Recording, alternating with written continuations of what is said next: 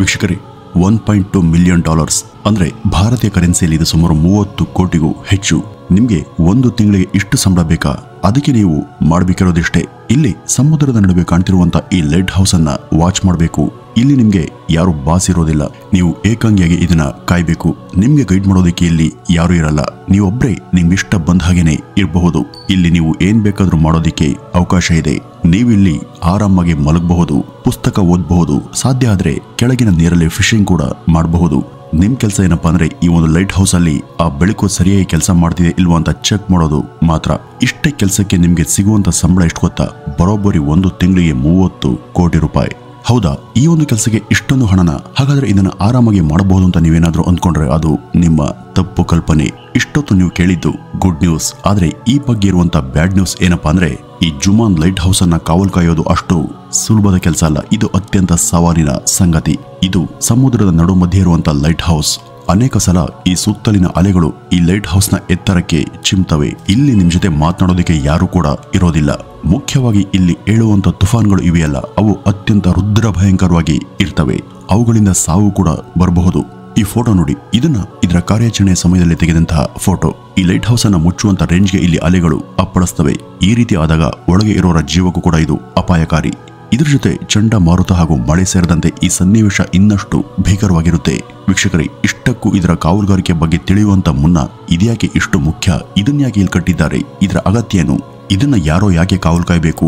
ಇದರ ಬೆಳಕು ಯಾಕೆ ಸದಾ ಉರಿತಿರಬೇಕು ಅಂತ ನಿಮಗೆ ಅನುಮಾನ ಇರಬಹುದು. ವೀಕ್ಷಕರೇ, ಈ ಲೈಟ್ ಹೌಸ್ಗಳು ನಿನ್ನೆ ಮೊನ್ನೆ ಪರಿಚಯ ಆಗಿರೋದಲ್ಲ. ಇವು ಅನಾದಿ ಕಾಲದಿಂದನೂ ಕೂಡ ಇರುವಂತವು. ಆಗೆಲ್ಲ ನಾವಿಕರಿಗೆ ಪ್ರಯಾಣ ಮಾಡೋದಕ್ಕೆ ಈಗಿನಂತೆ ರಸ್ತೆ ಅಥವಾ ವಿಮಾನ ಮಾರ್ಗಗಳು ಇರಲಿಲ್ಲ. ಜಲ ಮಾರ್ಗವೇ ಅವ್ರಿಗಿದ್ದಂತ ಅತ್ಯಂತ ಪ್ರಶಸ್ತವಾದಂತಹ ಮಾರ್ಗ ಆಗಿತ್ತು. ಹಡಗುಗಳಲ್ಲಿ ಅವರು ಪ್ರಯಾಣ ಮಾಡಬೇಕಾಗಿ ಬಂದಾಗ ತಿಂಗಳಾನುಗಟ್ಟಲೆ ಅವರದು ವಿಸ್ತಾರವಾದಂತಹ ಸಮುದ್ರದ ಜಲರಾಶಿ ನಡುವೆ ದೇಶಗಳ ಗಡಿಗಳನ್ನ ದಾಟಿ ಹೋಗಬೇಕಾಗಿತ್ತು. ಕ್ಯಾಪ್ಟನ್ ಮಾರ್ಷಿಯಸ್ ಎಂಬಾತ ಆಗ ಇದ್ದಂತ ಪ್ರಮುಖ ನಾವಿಕ. ಈತ ತನ್ನ ಭೀಕರ ಹಾಗೂ ಅತ್ಯಂತ ಅಪಾಯಕಾರಿ ಜಲ ಪ್ರಯಾಣಗಳಿಗೆ ಹೆಸರಾದಂತ ನಾವಿಕನಾಗಿದ್ದ. ಈತ ಒಮ್ಮೆ ಪೆಸಿಫಿಕ್ ಮಹಾಸಾಗರದಲ್ಲಿ ಪ್ರಯಾಣ ಮಾಡುವಾಗ ಅದರ ಅಲೆಗಳು ಭೀಕರ ಗಾತ್ರದಲ್ಲಿದ್ವು. ಅವುಗಳ ಮೊರತಕ್ಕೆ ಹಡಗೆ ಏರುಪೇರಾಗ್ತಿತ್ತು. ಆಗೆಲ್ಲ ಈ ಹಡಗುಗಳನ್ನ ಮರದ ಹಲಗೆಯಲ್ಲಿ ರಚಿಸ್ತಾ ಇದ್ರು. ಈಗ ಸ್ಟೀಲ್ ಹಾಗೂ ಇತರ ಲೋಹಗಳಿಂದ ಆಧುನಿಕ ಹಡಗುಗಳನ್ನ ನಿರ್ಮಿಸಲಾಗ್ತಿದೆ. ಈ ಪೆಸಿಫಿಕ್ ಸಾಗರ ಅವತ್ತಿಂದ ಇವತ್ತಿನವರೆಗೂ ಕೂಡ ಪ್ರಯಾಣ ಮಾಡೋದಿಕ್ಕೆ ನಾವಿಕರಿಗೆ ಸವಾಲಿನ ಸಾಗರನೇ ಸರಿ. ಮಾರ್ಷಿಯಸ್ ಇಲ್ಲಿ ಹಡಗಲ್ಲಿ ಪ್ರಯಾಣ ಮಾಡುವಾಗ ಆ ನೀರಿನ ನಡುವೆ ಕಲ್ಲುಗಳು, ನೀರ್ಗಲ್ಲುಗಳು, ಹೀಗೆ ವಿವಿಧ ವಸ್ತುಗಳು ಅಡ್ಡ ಬರ್ತಿದ್ವು. ಆ ಕಗ್ಗತ್ಲಲ್ಲಿ ಇವುಗಳನ್ನ ಬಹು ಎಚ್ಚರಿಕೆಯಿಂದ ಗಮನಿಸಿ ಅವಾಯ್ಡ್ ಮಾಡ್ತಾ ಸಾಗಬೇಕಿತ್ತು. ಈ ಒಂದು ಘರ್ಷಣೆಯಲ್ಲಿ ಸ್ವಲ್ಪ ಎಚ್ಚರ ತಪ್ಪಿದ್ರೂ ಕೂಡ ಹಡಗಿಗೆ ಯಾವುದಾದ್ರೂ ನೀರ್ಗಲ್ಲು ಡಿಕ್ಕಿ ಹೊಡೆದು ಆ ಹಡಗೆ ಮಗುಚಿ ಅದರಲ್ಲಿದ್ದಂತ ಎಲ್ಲರೂ ಕೂಡ ನೀರು ಪಾಲಾಗುವಂತ ಅಪಾಯ ಇತ್ತು. ಈ ರೀತಿಯ ದುರಂತಗಳು ಚರಿತ್ರೆಯುದ್ದಕ್ಕೂ ಅನೇಕ ಕಡೆ ಸಾಕಷ್ಟು ಸಂಖ್ಯೆಯಲ್ಲಿ ನಡೆದು ಹೋಗಿವೆ. ಪೆಸಿಫಿಕ್ ಸಾಗರ ಭೂಮಿಯ ಮೇಲಿನ ಎಲ್ಲಾ ಭೂಪ್ರದೇಶಕ್ಕಿಂತನೂ ಕೂಡ ದೊಡ್ಡದು. ಭೂಮಿಯ ಮೇಲಿನ ಎಲ್ಲ 7 ಖಂಡಗಳನ್ನು ಕೂಡ, ಎಲ್ಲ ದೇಶಗಳನ್ನು ಕೂಡ, ಎಲ್ಲ ದ್ವೀಪ ಸಮುಚ್ಛಯಗಳನ್ನು ಸೇರಿಸಿ ಇದ್ರೊಳಗಿಟ್ರೆ ಆಗ್ಲೂ ಕೂಡ ಪೆಸಿಫಿಕ್ ಸಾಗರನೇ ದೊಡ್ಡದು. ಅಷ್ಟೇ ಯಾಕೆ 5 ಚಂದ್ರರನ್ನ ಇದ್ರೊಳಗೆ ಇಟ್ಟು ಮುಳುಗಿಸಿದ್ರು ಕೂಡ ಪೆಸಿಫಿಕ್ ಸಾಗರನೇ ದೊಡ್ಡದಾಗಿ ಕಾಣಿಸುತ್ತೆ.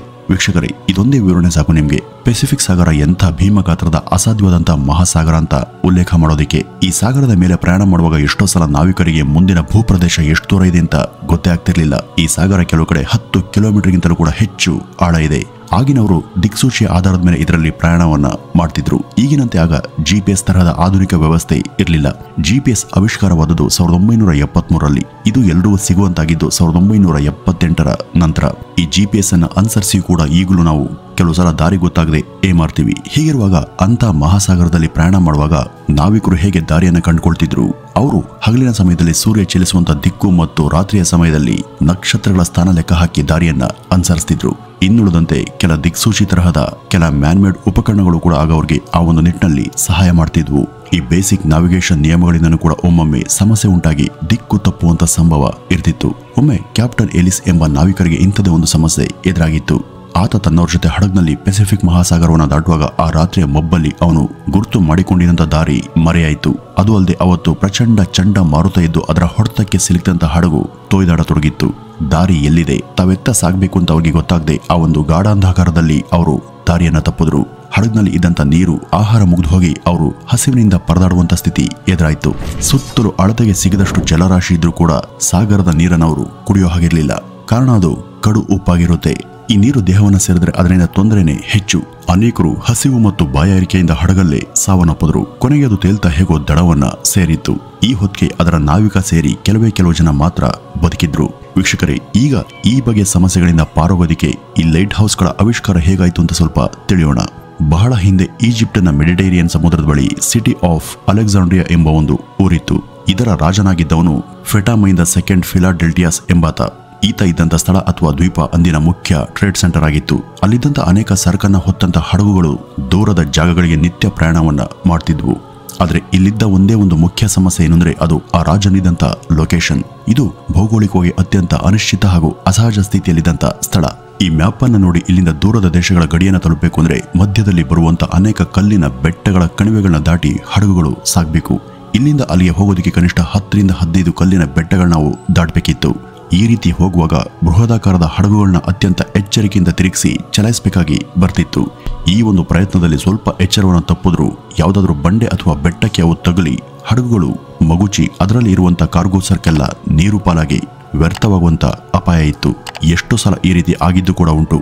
ಈ ಒಂದು ಸಮಸ್ಯೆಯನ್ನ ಗಮನಿಸಿದಂತ ರಾಜ ಇದರ ಪರಿಹಾರಕ್ಕಾಗಿ ಏನಾದರೂ ಮಾರ್ಗವನ್ನು ಹುಡುಕುವಂತೆ ಸ್ಪ್ರೇಡಸ್ ಎಂಬಾತನ ಸಲಹೆಯನ್ನ ಕೇಳಿದ್ದ.